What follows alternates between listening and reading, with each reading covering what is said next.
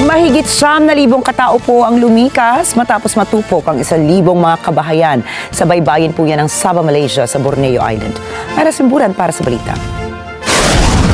Nag-umpisa ang sunog bandang 1:30 na madaling araw noong linggo sa isa sa mga komunidad ng Sabah malapit sa tubig. Ang naturang komunidad ay binubuo ng mga bahay na gawa sa kahoy na nakatukod sa mga haligi.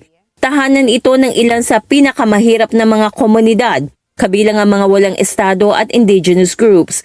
Tinupok ng apoy ang mga bahay at winasak halos lahat sa pamayanan. Tila walang magawa ang emergency crews dahil sa labis na kitid ng mga daanan. Hindi maabot ng mga bumbero ang nagliliyab ng mga tahanan. Ang masahol pa, napakalakas ng hangin kaya lalong kumalat ang apoy. At dahil low tide, nahirapan makakuha ng tubig na pamatay ng sunog. Sa kuha ng drone footage, makikita ang makapal na usok na bumalot sa lugar habang nilalamon ng apoy ang pamayanan. Walang naiulat na namatay sa insidente.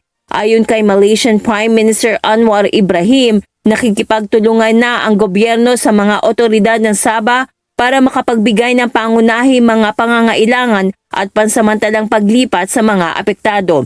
May Simbulan para sa mata ng Aguila International, Trusted, Connected, On Point.